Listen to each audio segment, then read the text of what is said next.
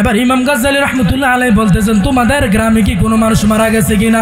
আবার ওই লোকেরা বলতেছেন ও হুজুর আমাদের এলাকাতে একটা মানুষ মারা গেছে, তার নাম কাঠুরিয়া গো হুজুর। ও হুজুর আমাদের এলাকাতে একটা কাঠুরিয়া মারা গেছে, তবে সে তো আল্লাহর ওলি নয়।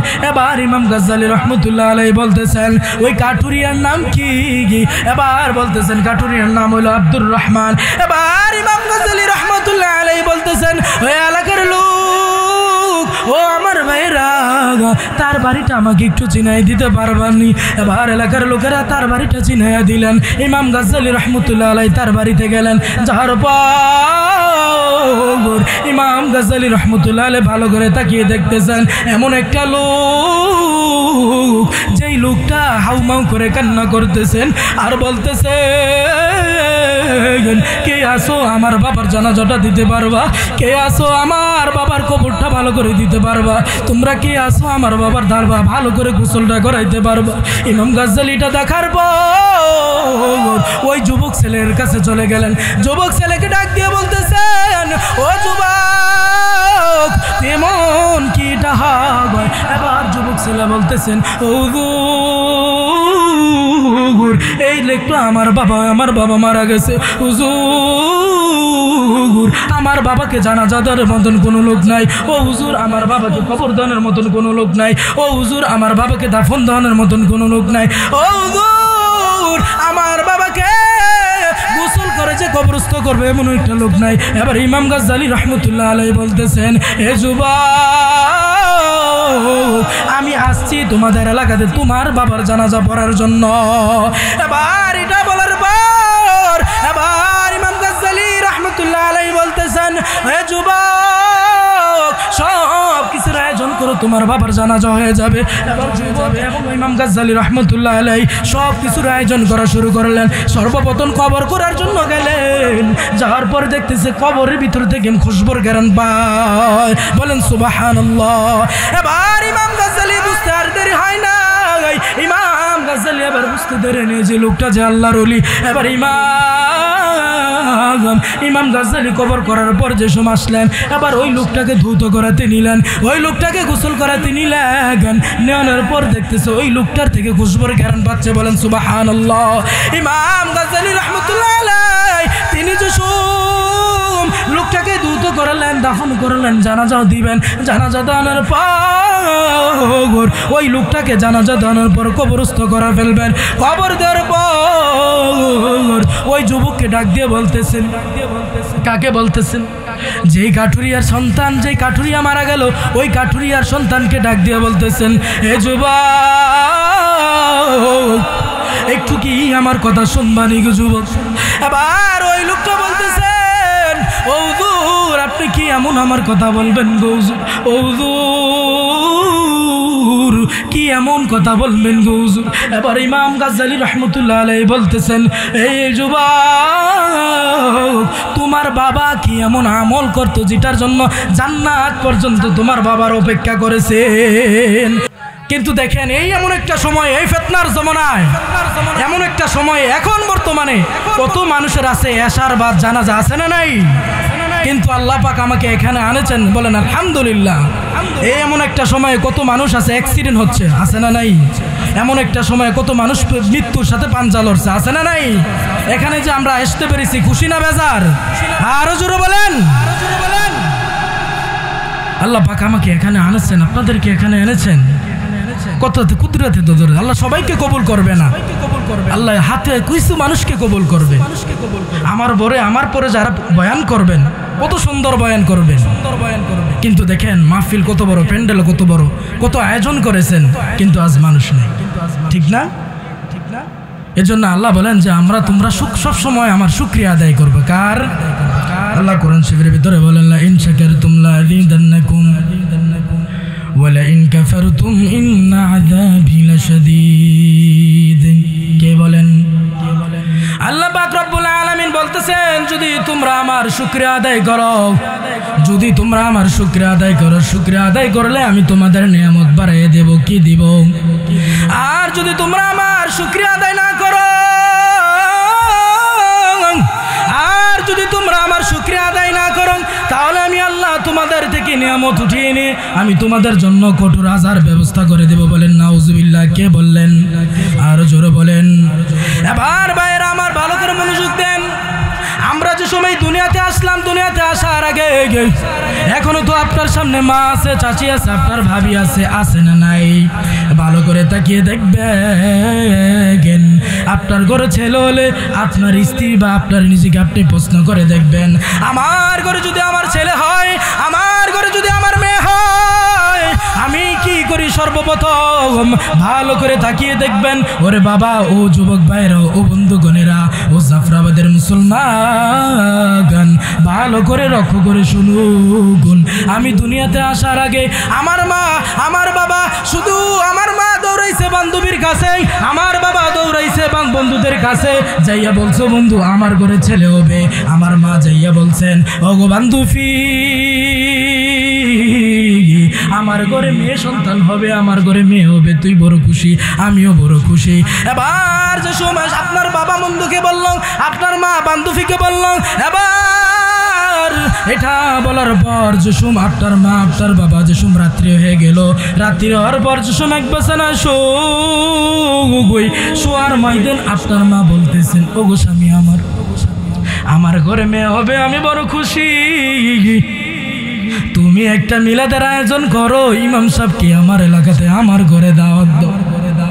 এবার আপনার মার কথা শুনে আপনার বাবা বলল, ঠিক আছে, আমি সকালবেলা ইমাম সাহেবকে যেয়ে বলবো আমার ঘরে দুপুর অথবা রাত্রেবেলা খানায় গাইতো আর একটু দোয়া করতো। কিসের কারণে? আপনি দুনিয়াতে আসবেন এই কারণে। এবার ইমাম সাহেবকে যেয়ে বলল, ইমাম সাহেব আমার ঘরে ছেলে সন্তান হবে, আমার ঘরে মেয়ে সন্তান হবে। ও ইমাম সাহেব, আপনি যাই একটু দোয়া করবেন, আপনি গিয়া একটু দোয়া করবেন যেন আল্লাহ পাক রব্বুল আলামিন আমাকে একটা কন্যা সন্তান দেয়, আমাকে যেন একটা ছেলে সন্তান দেয়, আমাকে যেন একটা মেয়ে সন্তান দেয়, একটু গিয়া দোয়া করবেন। এবার ইমাম সাহেব আসলো। ইমাম সাহেব আসার পর বন্ধু বান্ধব যা আছে, আপনার মার বান্ধবী যারা আছে তারা যা সকলে মানুষরা আসার পর মিলাদ হলো। হওয়ার পর ইমাম সাহেব দোয়া করে চলে গেল। কিন্তু বলতে পারবেননি রে বাবা, আপনারা যারা মাটির ভিতরে আছেন, আপনারা বুকে হাত দিয়ে বলতে পারবেননি যে আমার মা আল্লাহর কাছে বলেছেন, আমার বাবা আল্লাহর কাছে বলেছেন, ওগো আল্লাহ আমার ছেলেটাকে তুমি পরিপূর্ণভাবে দুইটা হাত দিও, আমার ছেলেটাকে তুমি পরিপূর্ণভাবে দুইটা পা দিও, আমার ছেলেটাকে তুমি দুইটা পরিপূর্ণভাবে চক্ষু দিও। কোনোদিন বলছে? কোনোদিন বলে নাই, কোনোদিন বলছে না, কোনোদিন বলছে ওগো আল্লাহ তুমি আমাকে একটা ছেলে দিও অথবা মেয়ে ছেলে দিও, এমনটাই বলেছি। কিন্তু আল্লাহ পাক রব্বুল আলামিন আমাকে আপনাকে কত সুন্দর হাত দিলেন, কত সুন্দর পা দিলেন, তারপরে শুকরিয়া আদায় করব কার? কোনোদিন তারপরে আপনার মা বলে নাই, আপনার বাবা বলে নাই, কিন্তু আল্লাহ পাক রব্বুল আলামিন আমাকে আপনাকে কত সুন্দর হাত দিয়েছেন, পা দিয়েছেন। আমরা স্ত্রীকে তিনটা জিনিস দিয়ে থাকি। কয়টা জিনিস? কি কি দেই? তার ভরণ পোষণ, খাওয়া দাওয়া, তার দায়িত্ব, এই তিনটা। তো এই তিনটা না, এই তিনটার কোনো বেশি? আপনারা কথা বলেন না কেন? এই তিনটার কোনো বেশি? কিন্তু দেখেন এই তিনটার দেওয়ার কারণে স্ত্রীকে খাওয়ান দেই, ভরণ পোষণ দেই, তার দায়িত্ব নেই, এছাড়া তো আর কিচ্ছু না। কিন্তু দেখেন এই তিনটা জিনিস দেওয়ার উপরও স্ত্রী যদি একবেলা কথা না শোনে, তার উপরে লইয়া পড়েন, আছে না? সকলেই আছেন যে স্ত্রী যদি কথা না শোনে তাকে মারধর করেন, তাকে গালাগালিজ করেন, এমন আছে না নাই?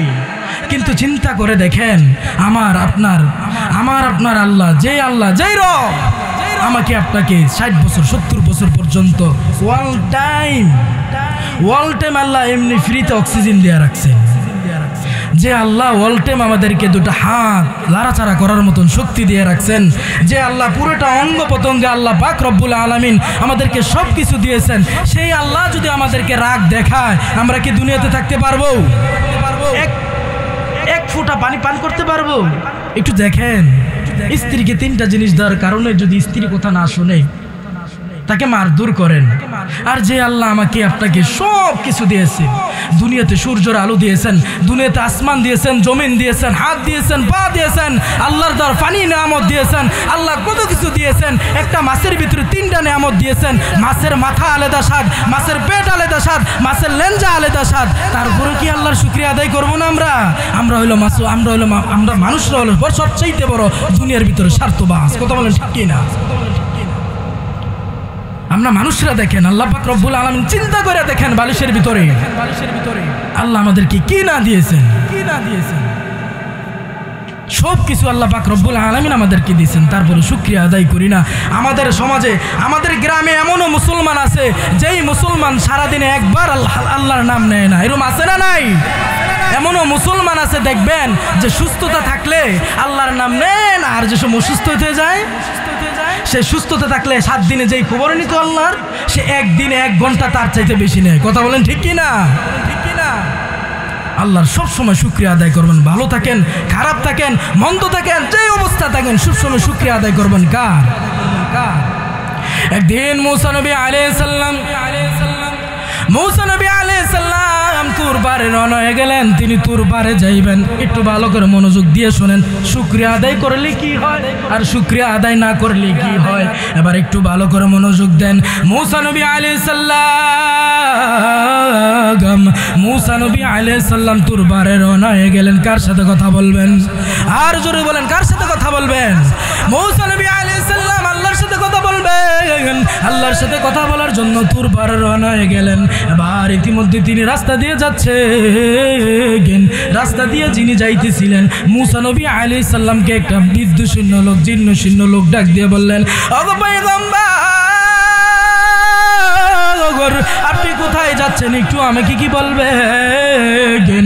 এবার মুসা নবী আলাইহিস সালাম বলতেছেন, আমি আল্লাহর সাথে কথা বলার জন্য একটু দরবারে যাচ্ছি। এবার এটা বলার পর এবার মুসা নবী আলাইহিস সালামকে বলতেছেন, ওগো পয়গম্বর, আপনি আল্লাহর সাথে যাচ্ছেন কথা বলার জন্য। কার সাথে? আল্লাহর সাথে আপনি কথা বলার জন্য যাচ্ছেন। ওগো পয়গম্বর, আপনি গিয়ে একটু আল্লাহকে বলবেন, আল্লাহ আমাকে এত ধন সম্পত্তি দিয়েছে, আল্লাহ আমাকে এত নিয়ামত দিয়েছে, আমি একলা আমার আহাল, আমার পরিবার আমি খেয়ে শেষ করতে পারছি না। ওগো মুসা, আপনি একটু আল্লাহকে যাইয়া বলবেন নি, আমার আর জিরা একটু বলবেন নি। এবার মুসা নবী এই কথা শোনার পর আবার সামনে অগ্রসর হয়ে গেলেন। এবার মুসা নবী আলাইহিস সালাম, মুসা নবী এই কথা শোনার পর আবার সামনের দিকে অগ্রসর হয়ে গেলেন। মুসা নবী যাইতে যাইতে যাইতে যাইতে একটা লোক দেখতে পেলেন, যার আকারও নাই, যার অকিকারও নাই। এবার মুসা নবী আলাইহিস সালাম দেখতেছে ওদিক থেকে একটা আওয়াজ আসে। মুসা নবী ডাক দিলেন। মুসা নবীকে ডাক দেওয়ার পর এবার চলে গেলেন।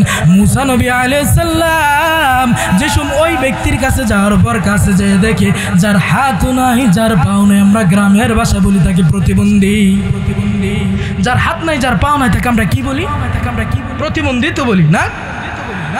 এবার মুসা নবী আলাইহিস সালাম বলতেছেন ওই প্রতিবন্ধী লোকটাকে যে তুমি কি কিছু বলবা? এবার বলতেছে, হে পয়গম্বর, আমার কিছু কথা ছিল। এবার মুসা নবী আলাইহিস সালাম বলেন যে আপনার কি এমন কথা হতে পারে? এবার ওই ব্যক্তিটা বলতেছেন যার হাতও নাই, যার পাও নাই, আমরা গ্রামের ভাষায় বলি তাকে প্রতিবন্ধী। ওই লোকটা বলতেছেন, ওগো নবী আমার, আপনি আল্লাহর কাছে যাইয়া বলবেন, আমার আত্মীয় স্বজন, পাড়া প্রতিবেশী, বন্ধু বান্ধব, সকল মানুষকে, আমার মা বাবা, আল্লাহ পাক রব্বুল আলামিন সকল মানুষকে হাত পা দিয়েছেন, আমাকে কেন দেন নাই? এটা আল্লাহর কাছে একটু যাই বলেন। কার কাছে? আল্লাহর কাছে যাই একটু বলবেন, কেন দেন নাই? একটা কারণ তো আছে, কারণ আছে না? আল্লাহ আমাকে কেন দেন নাই, তার তো একটা কারণ আছে। এবার মুসা নবী আলাইহিস সালাম বললেন, ঠিক আছে। মুসা নবী আবার সামনে অগ্রসর হয়ে গেলেন। একটু লক্ষ্য করেন, দেখেন শুকরিয়া আদায় করলে কি আর না করলে কি। আবার মুসা নবী আলাইহিস সালাম আবার সামনে অগ্রসর হয়ে গেলেন। মুসা নবী যাইতে যাইতে আবার ইতিমধ্যে একটা লোকের সাথে দেখা হয়ে গেল। কার সাথে? একটা লোকের সাথে দেখা হয়ে গেল। ওই লোকটা ডাক দিয়ে বলতেছেন, ওগো নবী আমার, আপনি কই যাইবেন? কে বলতেছেন? ওই লোকটা বলতেছেন, ওগো নবী আপনি কই যাইবেন? বলতেছেন যে আমি একটু আল্লাহর কাছে যাবো দরবারে কথা বলার জন্য। কই যাইবেন? তুর পারে যাইবেন আল্লাহর সাথে কথা বলার জন্য। এবার যেসব তুর পারে যাইবেন, তোর বারে যাইবেন, তবে ওই লোকটা বলতেছে নবী আমার, আপনি আল্লাহর কাছে যাইবেন একটু কথা বলার জন্য। ও নবী আমার, আল্লাহ পাক রব্বুল আলামিন কেন আমাকে আদায় নাই, কেন আমাকে, ও নবী আমার, আল্লাহ কেন আমাকে নিয়ামত দেয় না, আল্লাহ কেন আমাকে বরকত দেয় না, আল্লাহ কেন আমাকে ধন সম্পত্তি দেয় নাই। এবার মুসা নবী আলাইহিস সালাম এটা শোনার পর সামনে অগ্রসর হয়ে গেলেন। তোর পার যাইয়া মধুর আলাপ, প্রেমের আলাপ কার সাথে করতেছেন? আল্লাহর সাথে মুসা নবী কথা শুরু করলেন। যাইয়া বলতেছেন, ওগো আল্লাহ, ওগো আল্লাহ, তোমার সাথে এতক্ষণ পর্যন্ত অনেক আলাপ করেছি গো আল্লাহ। ওগো আল্লাহ, তোমার সাথে এতক্ষণ পর্যন্ত কথা বলছি কি ওগো আল্লাহ, আসার সময় আমাকে 3 ব্যক্তি ধরেছিল গো আল্লাহ। ওগো আল্লাহ, প্রথম ব্যক্তি বলেছিল তাকে এত ধন সম্পত্তি দিয়েছ, সে তার আল তার পরিবারকে শেষ করতে পারছে না গো আল্লাহ। ওগো আল্লাহ, এমন ব্যক্তিকে তুমি দিয়েছ যে ব্যক্তির হাতও নাই, যে ব্যক্তির পাও নাই গো আল্লাহ। সে জিজ্ঞাসা করছে তুমি তাকে কেন হাত পাও দাও নাই। ওগো আল্লাহ, তোমার কাছে প্রশ্ন করছে তুমি তাকে কেন নিয়ামত দাও নাই, তুমি তাকে কেন বরকত দাও নাই, তুমি তাকে কেন ধন সম্পত্তি দাও নাই। এবার আল্লাহ ডাক দেয়া বলে, মুসা রে, তুই যদি জানতি আমি কেন দেই নাই রে মুসা। ও মুসা, আমি প্রথম ব্যক্তিকে এত ধন সম্পত্তি দিয়েছি। ও মুসা, আমি প্রথম ব্যক্তিকে এত নিয়ামত দিয়েছি, আমি প্রথম ব্যক্তিকে অনেক কষ্ট দিয়েছি রে মুসা। ও মুসা, ভালো করে শোন, প্রথম ব্যক্তিকে আমি এমনও দিয়েছি 7 দিন 5 দিন চুলায় আগুন ধরে না, তারপরে আমার আল্লাহর শুকরিয়া আদায় করেছে। আর আমাদের ঘরে একবেলা না থাকলে সারছে কাম, ঠিক না? ঠিক না? আমরা তো মানুষ অনেক আছে, আল্লাহর কাছে একটা লাগাতার 3 বার দোয়া করে না, মনে আল্লাহ হনে না, এমন না? কিন্তু তারা ছিল সলিড মানুষ, তারা ইবাদত করতো কম, ইবাদত বেশি করলে তাদের ইবাদতটা ছিল সলিড। আর আমরা নামাজও দাঁড়াইলে দুনিয়ার যত আবি জাবি আছে, নামাজের মধ্যে চিন্তা করলে কারে কেমনে খায়াম, আছে না নাই? আরো জোরে বলেন। এবার মুসা নবী আলাইহিস সালাম বলতেছেন, ওগো আল্লাহ, আমাকে প্রথম ব্যক্তি বলেছি গো আল্লাহ, তুমি তাকে এত ধন সম্পত্তি দিয়েছো, তার হাল তার পরিবারকে শেষ করতে পারছে না। এবার আল্লাহ পাক রব্বুল আলামিন বলেন, মুসা রে, আমি আল্লাহ প্রথম ব্যক্তিকে এত ধন সম্পত্তি দিয়েছি, আমি তাকে এত কষ্ট করে, কিন্তু ওই বান্দাটা কোনোদিনও আল্লাহর শুকরিয়া, আমার শুকরিয়া আদায় কমাই নাই। ও মুসা, আমি ওই বান্দাটাকে এমন জিনিস দিয়েছি রে মুসা, যদি ভালো থাকে সব সময় শুকরিয়া আদায় করে, যদি খারাপ থাকে সব সময় শুকরিয়া আদায় করে আমি মালিকের। ও মুসা, আমি দ্বিতীয় ব্যক্তিকে এই কারণে বানাইছি যার হাতও দেই না, যার পাও দেই নাই। ও মুসা, আমি দ্বিতীয় ব্যক্তিকে এই কারণে বানাইছি যার হাতও নাই, যার পাও নাই রে মুসা। জাহান্নামের একটা ছিদ্র আছে, ওই ছিদ্রটা বন্ধ করার জন্য আমি ওই প্রতিবন্ধী লোকটাকে বানাইছি। এবার তৃতীয় ব্যক্তিকে আমি এই কারণে নিয়ামত দেই না গাই, আমি প্রথম ব্যক্তিকে, আমি তৃতীয় ব্যক্তিকে আমি এই কারণে বরকত দেই নাই। ওই বান্দাটা আমার মালিকের উপরে খায়, মালিকের দেওয়া সব কিছু অর্জন করে, আমার দেওয়া সূর্যের আলোতে চলে, আমার দেওয়া নিয়ামতের পানিতে চলে, আমার দেওয়ার সব কিছুর উপরে চলে, আমি আল্লাহর কাছে কোনোদিন শুকরিয়া আদায় করে নাই। এ মুসা, আমি আল্লাহ কেন এত নিয়ামত দেই? ও মুসা, যেই বান্দাটা আমি সবসময় আমার শুকরিয়া আদায় করবে, আমি অটোমেটিক তার শুকরিয়া নিয়ামত দিয়ে দেই। ফেরেশতারা যেসব, ফেরেশতাদের কাছে যেসব নাফরমান বান্দারা চায়, কারা চায়? নাফরমান বান্দারা যেসব চায়, ফেরেশতারা যেসব আল্লাহর কাছে নাফরমান বান্দারা চায়, তখন ফেরেশতারা বলে, ওগো আল্লাহ, তোমার দরবার একটা নাফরমান বান্দা চাইছে, তাকে কি করব? আল্লাহ বলে, তারে দিয়া তারাইয়া দে। তারা বলেন, ফেরেশতারা বলেন যে আল্লাহ তারে তারাইয়া দে, তাড়াতাড়ি দিয়ে তারে তারাইয়া দে। আর যেসব মুমিন বান্দারা চায়, আল্লাহ দেখে, আল্লাহ যেসব মুমিন বান্দারা চায়, তখন ফেরেশতারা বলে যে ওগো আল্লাহ, তোমার একটা জীর্ণ শীর্ণ লোক তোমার কাছে কিছু চাইছে, ওগো আল্লাহ, তোমার 5 ওয়াক্ত নামাজ পড়ে, তোমার অল টাইম শুকরিয়া আদায় করে, যেমন অবস্থা থাকে তোমার সব সময় শুকরিয়া আদায় করে, ওগো আল্লাহ, তোমার কাছে কিছু চাইছে। আল্লাহ যেসব ফেরেশতারা যেসব দিয়া দিতে লাগবেন, আল্লাহ বলে, আরে থাম, দিয়া দিতে লাগোস কে? একটু দেখোস না বান্দার কারিশমা একটু দেখ। আমি যে তোরা যা ফেরেশতারা বলছিলি যে আমি বান্দা না বানাইতাম, দেখ আল্লাহ বান্দার মুমিন বান্দাদের খেলা দেখি। এবার মুসা নবী আলাইহিস সালাম আল্লাহর সাথে কথা বলা শেষ করার পর মুসা নবী আবার বেগে ফিরলেন। বেগে ফিরার পর ওই 3 নাম্বার ব্যক্তির সাথে দেখা হয়ে গেল। মনে আসেনি আপনাদের? 3 ব্যক্তির সাথে দেখা হয়ে গেল। 3 ব্যক্তি প্রথম দ্বিতীয় ব্যক্তির সাথে দেখা হয়ে গেল।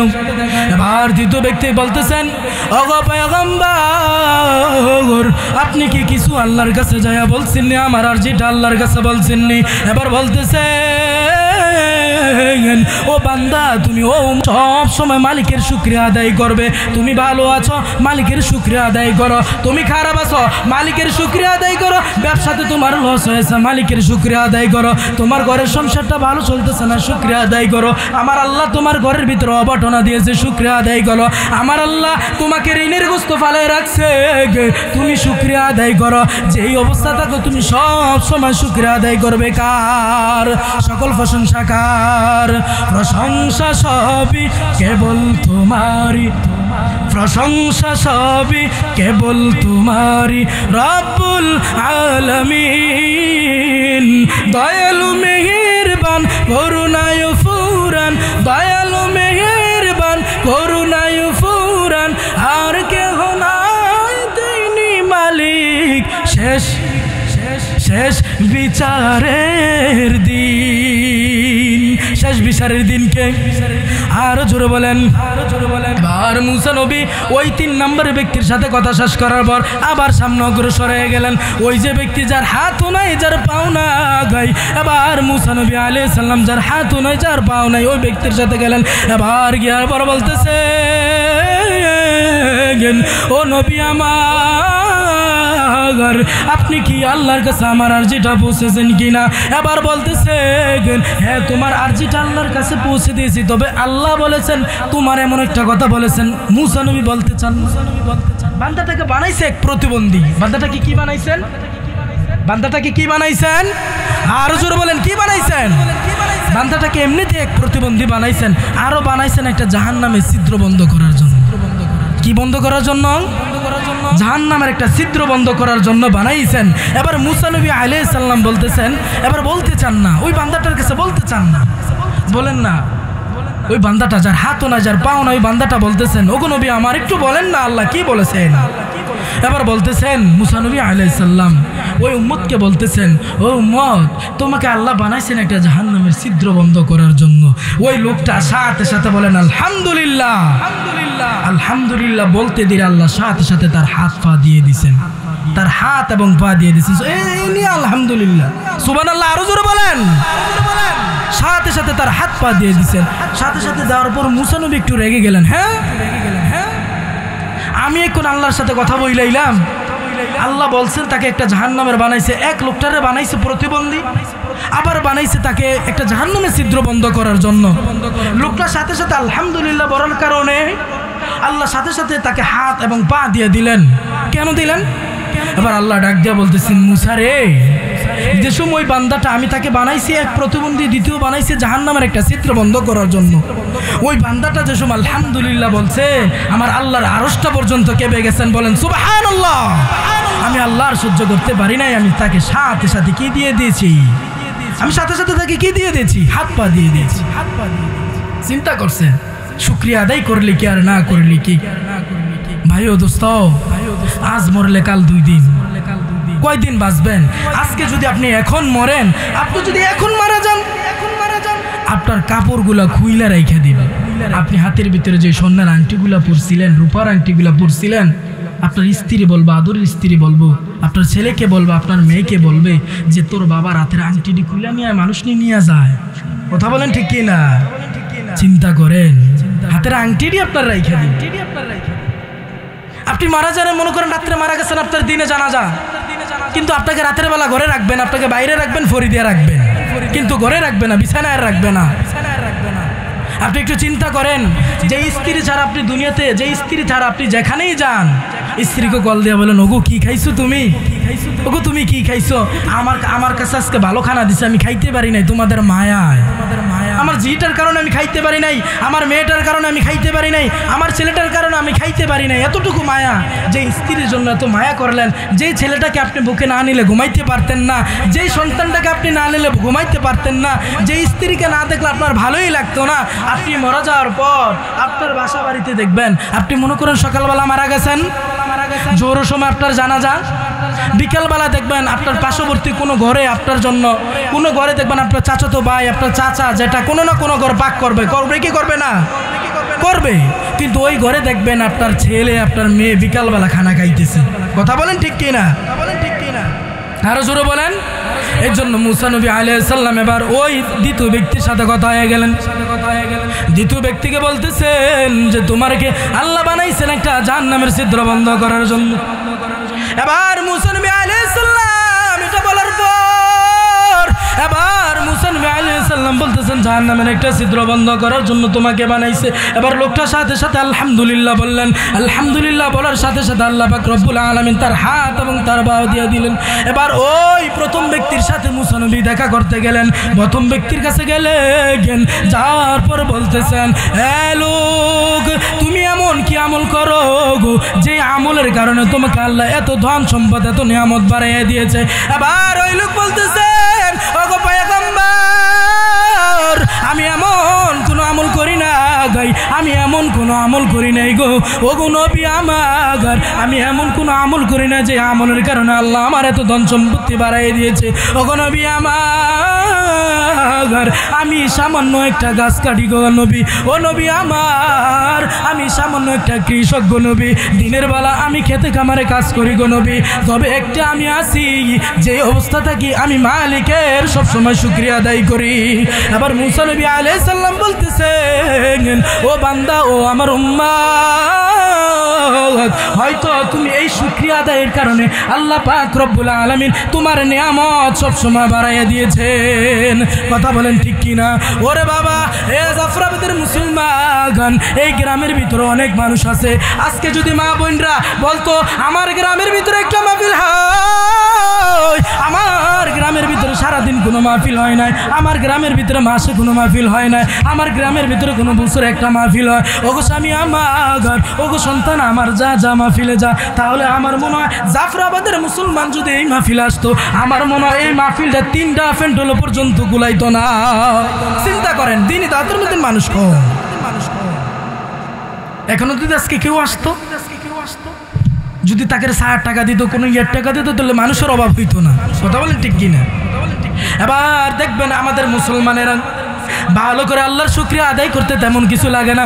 আপনি যেমনই আছেন, আল্লাহ আপনাকে আস্তে রিজিকে আলুর ভর্তা রেখেছেন, শুকরিয়া আদায় করবেন আল্লাহর।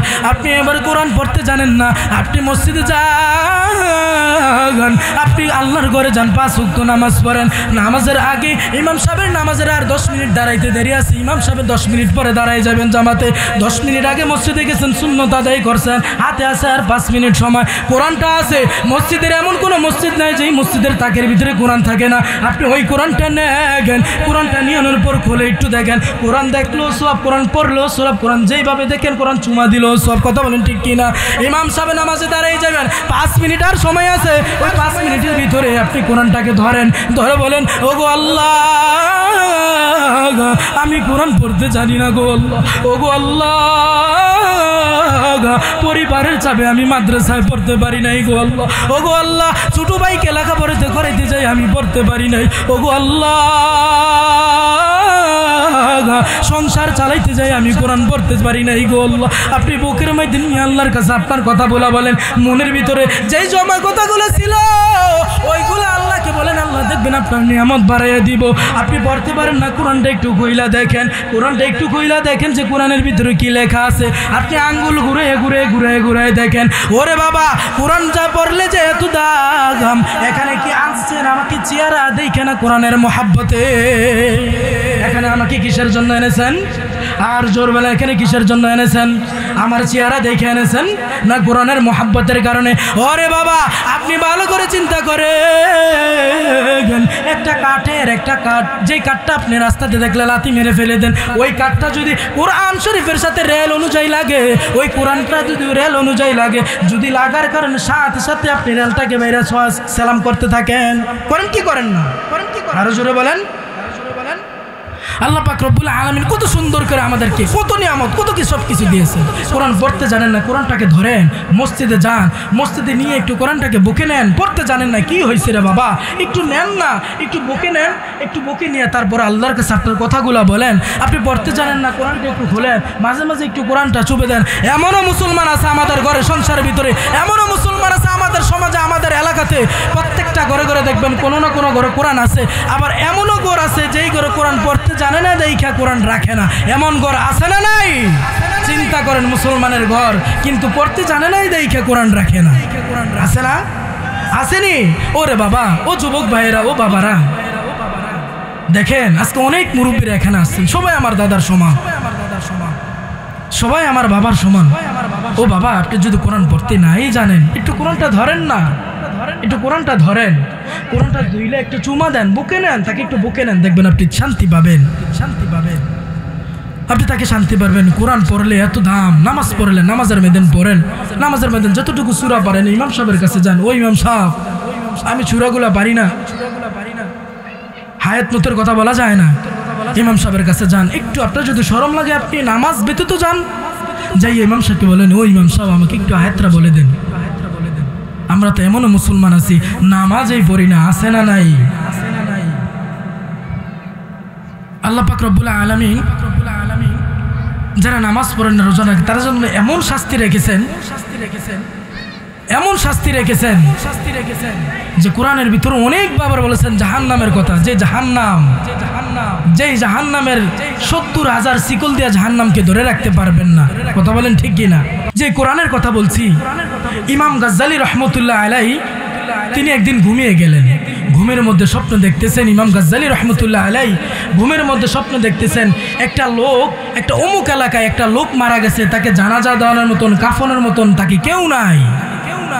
এবার ইমাম গাজ্জালী রহমতুল্লাহ আলাইহি ঘুমের মধ্যে স্বপ্ন দেখতেছেন, ইমাম গাজ্জালী রহমতুল্লাহ আলাইহি ঘুমের মধ্যে স্বপ্ন দেখতেছেন, ঘুমের ভিতরে স্বপ্ন দেখতেছেন তিনি একটা অমুক এলাকার ভিতরে একটা লোক মারা গেছে, তাকে জানাজা দেওয়ানোর মতন কেউ নাই, তাকে দাফন দেওয়ানোর মতন কেউ নাই, তাকে কবরস্থ করার মতন কেউ নেই।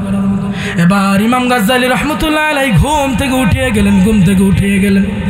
ইমাম গাজ্জালী রহমতুল্লাহ আলাইহি আর ঘুমান না, ইমাম গাজ্জালী রহমতুল্লাহ আলাইহি তিনের আর ঘুম না গাই।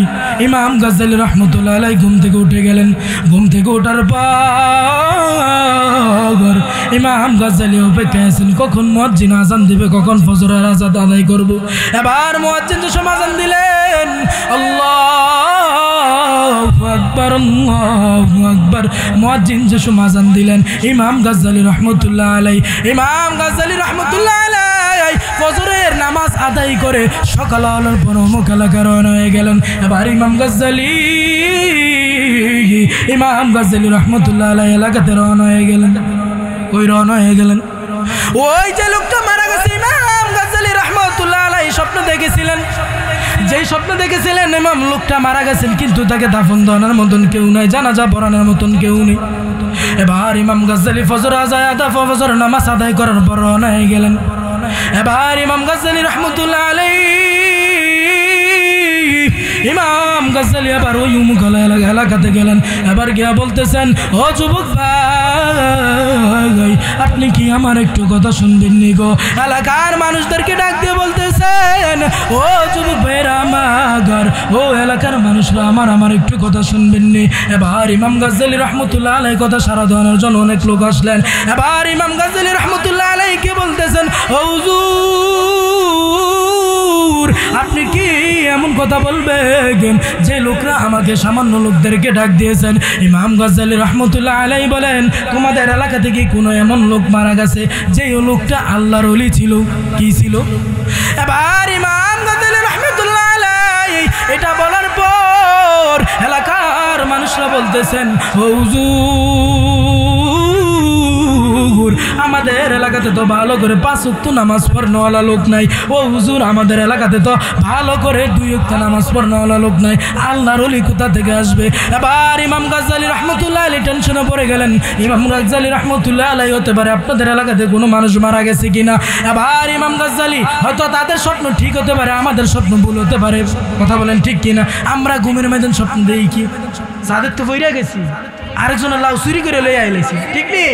হ্যাঁ, আমরা ঘুমের মধ্যে দেই কারে কেমনে খাওয়ান যাইব, কারে কেমনে গীতা করণ যাইব। কথা বলেন ঠিক কিনা? আরো জোরে বলেন। আবার ইমাম গাজ্জালী রাহমাতুল্লাহ আলাইহি, এবার ইমাম গাজ্জালী রাহমাতুল্লাহ আলাইহি দেখতেছেন, এবার ইমাম গাজ্জালী রাহমাতুল্লাহ আলাইহি বলতেছেন তোমাদের গ্রামে কি কোনো মানুষ মারা গেছে কিনা। আবার ওই লোকেরা বলতেছেন ও হুজুর আমাদের এলাকাতে একটা মানুষ মারা গেছে, তার নাম কাঠুরিয়া গো হুজুর। ও হুজুর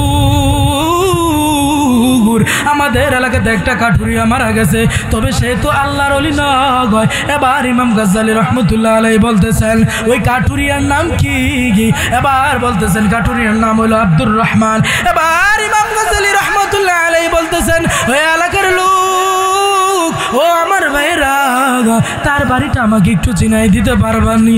এবার এলাকার লোকেরা তার বাড়িটা চিনাইয়া দিলেন। ইমাম গাজ্জালী রাহমাতুল্লাহ আলাইহি তার বাড়িতে গেলেন। যাওয়ার পর ইমাম গাজ্জালী রাহমাতুল্লাহ আলাইহি ভালো করে তাকিয়ে দেখতেছেন এমন একটা লোক, যেই লোকটা হাউমাউ করে কান্না করতেছেন আর বলতেছেন কে আসো আমার বাবার জানাজাটা দিতে পারবা? কে আসো আমার বাবার কবরটা ভালো করে দিতে পারবা? তোমরা কে আসো আমার বাবার ধারবা ভালো করে গোসলটা করাইতে পারবা? ইমাম গাজ্জালীটা দেখার পর ওই যুবক ছেলের কাছে চলে গেলেন। যুবক ছেলেকে ডাক দিয়ে বলতেছেন ও যুবক তেমন কি ডাক? এবার যুবক ছেলে বলতেছেন ও হুজুর এই লেখটা আমার বাবা মারা গেছে হুজুর, আমার বাবাকে জানাজা দেওয়ার মতন কোনো লোক নাই। ও হুজুর আমার বাবাকে কবর দেওয়ার মতন কোনো লোক নাই। ও হুজুর আমার বাবাকে দাফন দেওয়ার মতন কোনো লোক নাই। ও হুজুর আমার বাবাকে গোসল করে যে কবরস্থ করবে এমন একটা লোক নাই। এবার ইমাম গাজ্জালী রাহমাতুল্লাহ আলাইহি বলতেছেন এ যুবক আমি আসছি তোমাদের এলাকাতে তোমার বাবার জানাজা পড়ার জন্য।